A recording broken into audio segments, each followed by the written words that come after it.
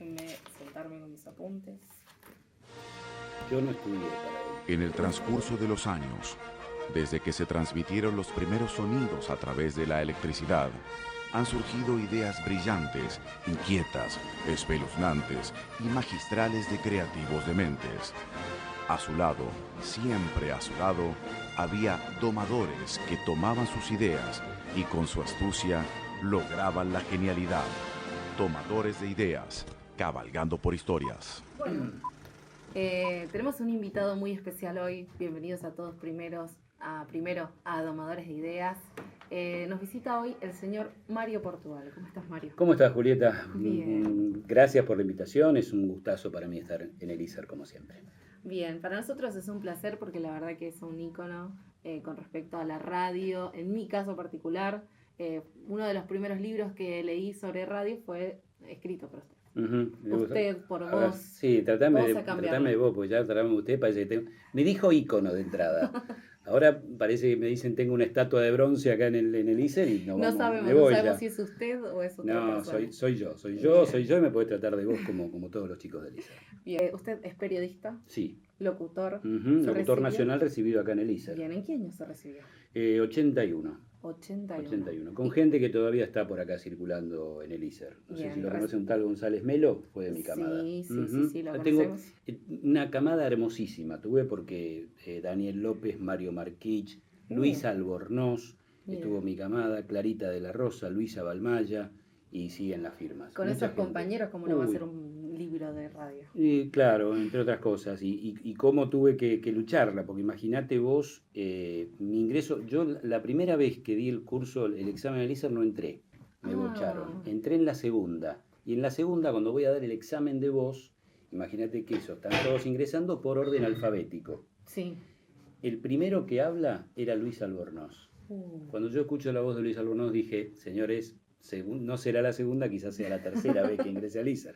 Pero bueno, ingresé y la verdad que tuvimos una muy linda cursada y muy linda camada. Y en esa época era también 2.000 personas para entrar al ISER. Sí, ¿O cómo era? eran ¿Qué por lo diferente? menos más de 1000 seguro. Bien. Más de 1000 seguro. Hacían hacer Tenías cola. turno noche nada más y Ah. estábamos en Paseo Colón 315. Claro.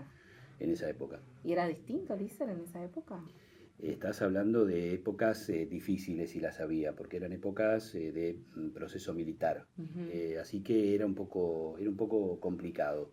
Pero bueno, ahí lo que nosotros disfrutábamos era empezar a jugar a la radio y empezar a crear radio, ¿no? Era lo que más nos tenía en vilo, y yo siempre recuerdo los grandes encuentros que teníamos para tratar de vislumbrar y crear programas, juntándonos los viernes a la noche, los sábados a la noche, los domingos, con vino, con asado, con música, con guitarra, con canciones, y tratando de cada uno de nosotros perfilarnos por alguno de los gustos que teníamos para hacer programas de radio. Muchos chicos que venían del interior Sí. ya con experiencia de hacer radio. Claro. El Negro ya la tenía, Jorgito Rossi, que lamentablemente ya nos dejó, también era un tipo con experiencia, Daniel López también, la mayoría. Yo era uno de los tipos más porteños de acá que nunca había hecho radio, Y así que lo disfrutabas disfruté de ese mucho. saber de ellos, lo que Totalmente, traían de adentro. totalmente. Yo La siempre- radio en el interior es distinta.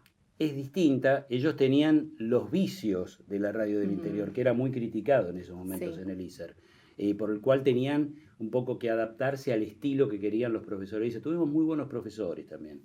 Y la verdad que, bueno, creo que todos, de acuerdo a lo que afortunadamente puedo contar, hemos hecho una carrera importante, como siempre en todos los cursos. Algunos los hemos perdido, algunos nunca hicieron radio, pero siempre como que hemos mantenido, Quique Matavoz es otro que no he nombrado, son tipos con los que hemos mantenido mucho contacto, y cada tantos años nos vemos y recordamos viejas épocas. Bien, bueno, vuelvo a tu perfil, que Dale. es lo que nos interesa también acá. Ganador de 2 Martín Fierros.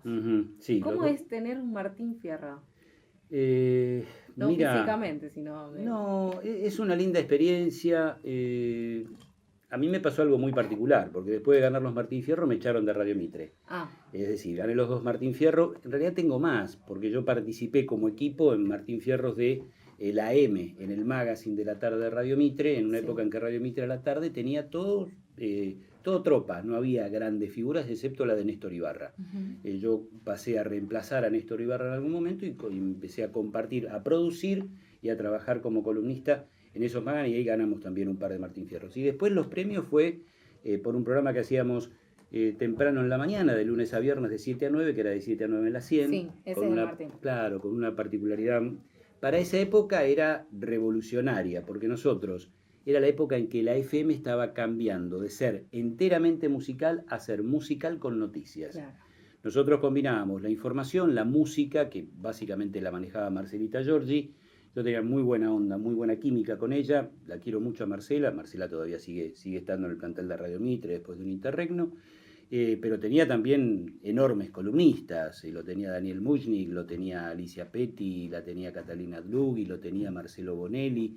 Gente que incorporábamos nosotros porque, como suele pasar en todos los multimedios, trabajaban en la EMI y después venían y se daban una vuelta por la FM. Y combinábamos eso, información, buena onda, buena música, y eso empezó a ser uno de los cambios fuertes en la FM, y creo que fueron Martín Fierro que nos sirvieron.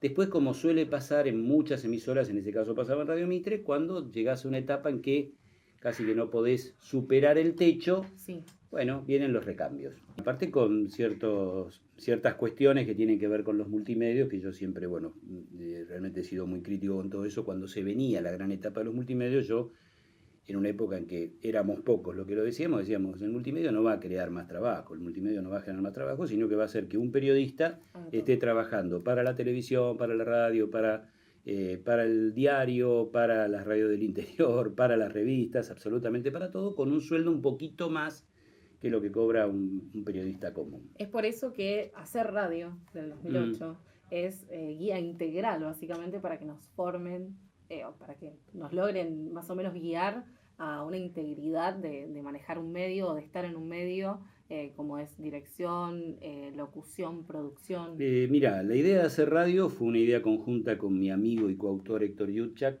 Héctor tiene mucho conocimiento de todo lo que tiene que ver con las FM, sobre todo de la provincia de Buenos Aires. Él venía de conducir una FM en Lanús. Yo lo conocí en un seminario que estaba dando, me llamó y me dijo, ¿qué tal si empezamos a hacer un libro? Porque él había hecho una investigación que no había libros sobre radio en la Argentina. Es muy interesante escucharlo. Nos teníamos que manejar con libros de España, con libros de la CIESPAL, de Colombia, de Venezuela, de México, y no teníamos nada que hable en nuestro idioma, que diga exactamente lo que significa pedir una tanda, hacer un corte, cómo eran nuestras señas, que son distintas quizá a las de otros lugares. Empezamos a charlar, empezamos a ver, yo tenía más conocimiento de las grandes radios, tenía mucho conocimiento de gente, y bueno, el libro llevó trabajo, pero el libro tiene casi 100 reportajes y quisimos cubrir todos los aspectos, es decir, sobre todo para la gente que empieza a hacer radio desde otro lado. Porque yo daba seminarios, a veces los sigo dando a gente profesionales de otros medios, abogados, ingenieros, contadores, que ya llegaron en su profesión y dicen, quiero hacer una de las cosas más maravillosas que conozco, quiero empezar a tener un programa de radio, quiero opinar, quiero pasar música, quiero mandarle saludos a mis amigos. Bueno, entonces esa gente, en base no solamente a nuestra experiencia, sino a lo que nos contaban los conductores, los columnistas, los productores, los coordinadores, a los cuales les dimos mucha bolilla, los operadores, todos los que integran el staff de un programa de radio, al margen de los directores de la radio, decir cómo se hace un programa de radio. Claro. Y bueno. Son distintas recetas, por lo visto, que también se unen en el... Son distintos condimentos para una torta o para una pizza, como quieras a esta hora. Lo concreto es que sirvió, hoy se utiliza prácticamente en todos los lugares, en todas las universidades, no solamente aquí en Buenos Aires, en la Argentina, sino que sabemos a través de las redes sociales que se lee en España, se lee en Colombia, se lee en México, tiene buena repercusión. Yo me enteré de esto porque Héctor es más fanático de las redes que se lee en Rumania. Es decir, el conde Drácula, por ejemplo, puede ser que esté leyendo hacer radio en este preciso momento. Es muy lindo hacer radio con vos, te lo digo, así para que lo sepas, para que lo tengas. Yo tengo una pasión, que es hacer radio. A mí me gusta cuando se enciende la lucecita, es como yo puedo estar muy mal, puedo estar engripado, puedo estar con fiebre, puedo estar dolorido, puedo tener miles de problemas, pero se enciende la luz y bueno, hay que hacer radio y esto da oxígeno, da energía. Bien, comentanos para cerrar el perfil. ¿Cuál es tu perfil de hoy en día? ¿Dónde estás? ¿Qué estás haciendo? A ver, hoy estoy atravesando la dificultad de Radio del Plata, que es una radio a la cual quiero mucho, yo quise mucho entrar a esa radio, yo tengo casi 20 años en esa radio de trabajo, pasé por diferentes etapas, la de jefe de redacción, la de gerente de noticias, la de productor, la de columnista. Hoy estoy como columnista en un programa de la tarde, circunstancialmente, no sé hasta cuándo va a ocurrir eso, la radio está atravesando un momento difícil, no se están pagando en cuotas. No se sabe si los dueños van a permanecer todavía como dueños de esa radio o la van a vender, así que es un gran interrogante. Yo ojalá que haya una solución para todos, ¿no? Y que no terminemos como algunas otras radios sabemos que pueden. Hay muchas radios que están pasando por Sí, esa el ejemplo realidad. claro, y lo charlaba recién fuera del aire, es el de Radio América. Pretendemos no tener el presente que tiene Radio América, es un presente que no existe. Pasa en el interior también. Sí. Porque en mi caso, por ejemplo, yo vengo de Mendoza, lo Ujú. digo tantas veces en el programa que todo el mundo ya lo sabe, Claro. que trabajaba en un medio como productora y nos pagaban en cuotas. Sí, sí. Y ya desde el año pasado. Sí. Entonces es una problemática en donde no se lo está valorando al comunicador como se lo debe valorar y No, se le exige hoy el más. comunicador pasó a ser un productor profesional que tiene que bancarse su propio espacio. A mí me ocurre porque junto con lo del Plata estoy, en este caso, sí, contratado para hacer un programa en Millennium, que lo hago los sábados de 12 a 14, que es Planeta Azul, es un programa sobre ciencia, ecología, salud, que disfruto mucho con hermosos compañeros y excelentes profesionales, y otro que es de mi producción periodística y comercial, Los domingos. que es, claro, que es semanario, que empezó en Radio del Plata. Empezaron pagándome por el programa, después me pidieron que yo pague el espacio. Sí. Mirá cómo pagan. Y hoy, bueno, pago el espacio junto con una productora comercial asociada conmigo para hacer el programa que históricamente estuvo los sábados a la mañana en Del Plata y ahora pasó los domingos de 7 a 10 en la 103.1 en la FM de Rivadavia. Bien, bueno, ahora vamos a hablar un poco de lo que es producción. Vale. La pregunta es si te dejo que tomes un poquito de mate porque estamos tomando mate en plena entrevista. Está muy rico el mate. Está bueno, gracias porque estoy con las dos cosas a la vez. Pero se ve que se puede con todo. Seguro. ¿Qué es producir? Producir es crear, producir es estar las 24 horas pensando en un programa que puede durar 1 hora, que puede estar de lunes a viernes, que puede estar los sábados 2 horas. Es una locura. El productor generalmente está loco, pero es una locura linda porque es un tipo que está pensando permanentemente mientras va viviendo en elementos que le puedan servir para hacer su programa de radio. Es tratar de dividir las neuronas lo más posible como para que uno pueda estar atento a lo que le marca la actualidad, pero también a las cosas que lo rodean. Sería como, no solamente, sí. claro, no solamente buscar la agenda diaria que te imponen los medios tradicionales, sino buscar lo que le importa a la gente, buscar algo distinto. En radio, afortunadamente, no nos tenemos que preocupar hasta ahora por el minuto a minuto. Pensar en lo que necesitan los oyentes, aunque también, esto también tiene que ver con las redes sociales, utilizarlos como cómplices, como coautores del programa, pero no autores mismos del programa. Yo me peleo mucho con algunos conductores o algunos productores que están pendientes de qué dice la red social, qué se está diciendo en Twitter o qué se dice en Facebook. Que si los Y retuitearon. si en el muro cambió algo, pero yo estoy produciendo un programa. Claro. Que voy a tener repercusión de eso. Después veré si si tengo que cambiar o no. Pero yo tengo producido un programa, voy a seguir con esa línea, con esa estética. Tengo que tener estética y tengo que tener ética de lo que estoy haciendo, que eso también es importante. Y meterle toda la pasión. El productor es el tipo que está en el auto y está escuchando algo y le interesa mucho y frena y lo anota en un papelito, o el tipo que está pensando a las 3 de la mañana y se levanta y pone... Ahora están todos anotando en el iPad o en algún lado así y anotan alguna cosa que se le ocurre porque generalmente después uno se olvida. Es pasión, como todo en lo que es hacer radio. Es pasión y es creatividad. Esos son los puntos fundamentales. Y es conocimiento también, ¿no? Es nutrirse de conocimientos.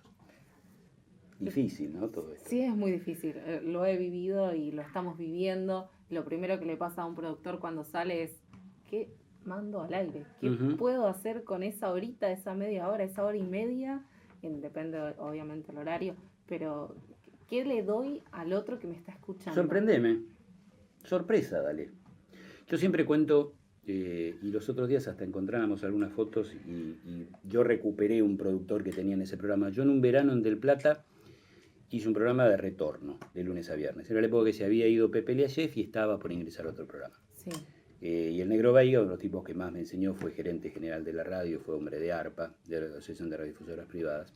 El Negro Veiga me ofreció hacer ese espacio. No sabíamos bien qué hacer. Bueno, yo junté mucha gente de la radio, yo era gerente de noticias, y empezamos a hacer un programa que se llama Buscando la Vuelta, que iba de 17 a 20 de lunes a viernes. Sí. Yo nunca disfruté tanto un programa, siempre lo recuerdo.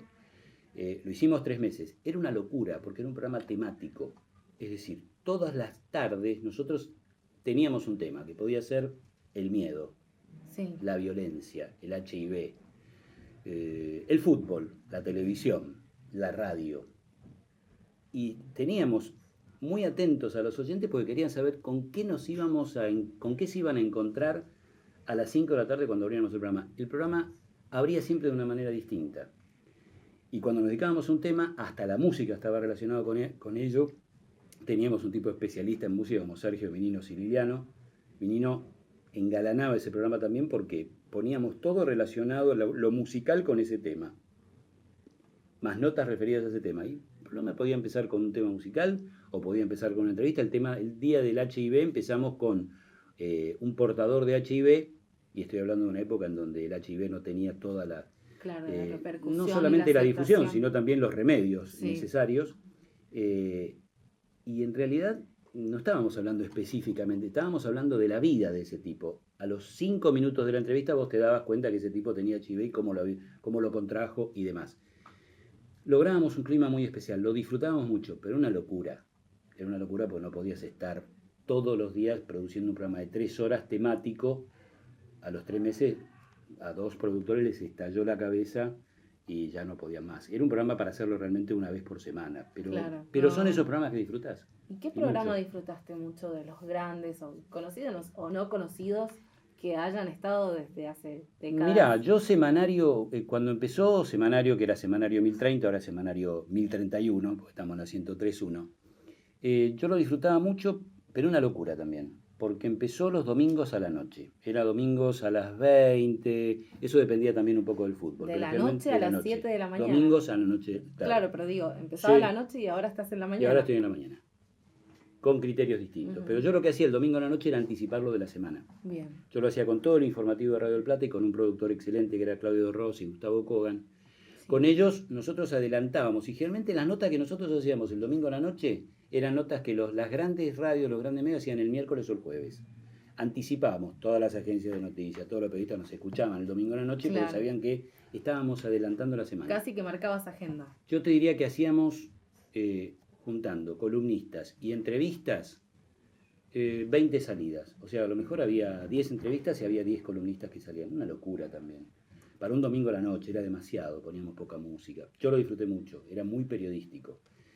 Y todo disfruté. Yo en una época era muy jovencito y yo hacía 4 radios de lunes a viernes. Yo hacía la mañana temprano el diario El Matutino, Sí. después me iba a Radio Nacional, hacía el primer informativo de la mañana, después me iba a Continental, donde era jefe de turno, y después me iba a Radio Splendid, donde teníamos un programa que pagábamos el espacio, que creo que todavía lo estamos pagando, no sé si lo terminamos de pagar porque fue un fracaso total y absoluto, pero nos divertíamos mucho. Por supuesto que el viernes a la noche yo desfallecía y volvía a nacer el lunes a la madrugada, Sí. porque estaba totalmente liquidado. Pero hacía radio y me gustaba. Pero y lo contentos, disfruto. una vida hermosa.